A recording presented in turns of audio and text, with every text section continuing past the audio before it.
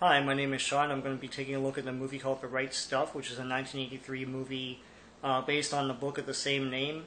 And both the book and the movie take recollections from people who were there in the creation of the NASA space program. And before you dismiss this film as a dry history lesson, it's not. And I know a lot of people get turned off by the long running time, which is 3 hours and 13 minutes, which is a large time commitment. But the movie is not a dry history lesson. It's very colorful and fun. There's a lot of cool gags and a lot of great characters in it.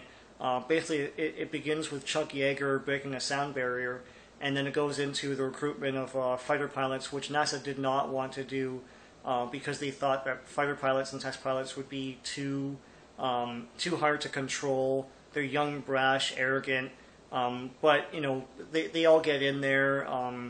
There's John Glenn and Gus Grissom, etc.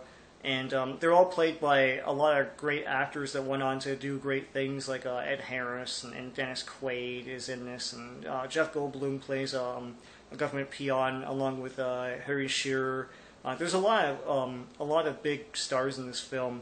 The film didn't do so well back in 1983, but it did win 4 Academy Awards and got nominated for Best Picture, which it did not win.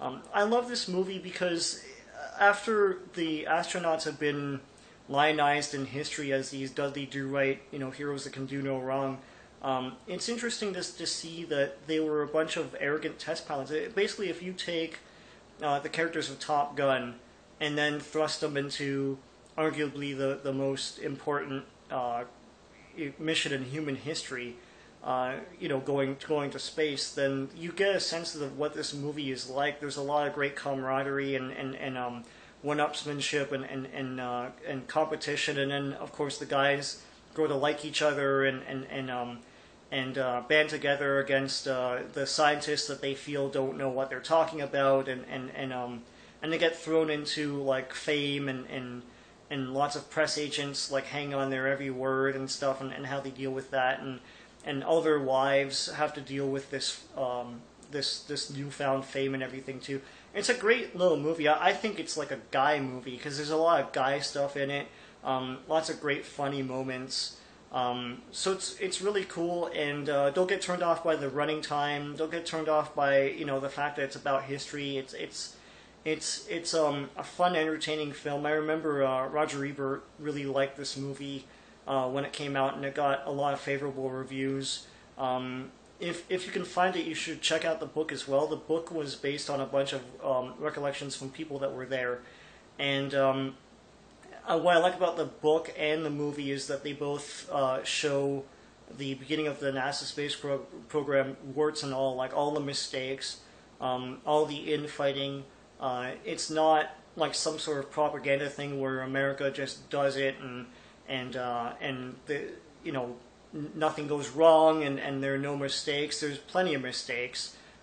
They launched a monkey into space. The first American astronaut was a monkey, and even in the movie they think that that's really stupid, and it is. I mean, the first man in space was a Russian man, and they also depict in this film too USSR basically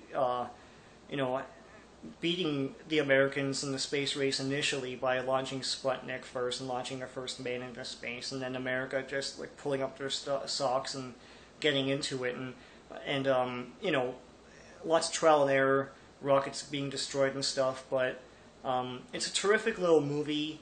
I think it's overlooked nowadays. I don't know why. It got beaten by Terms of Endearment, which is an okay movie, but I think The Right Stuff should have won Best Picture at the Oscars that year. So check it out.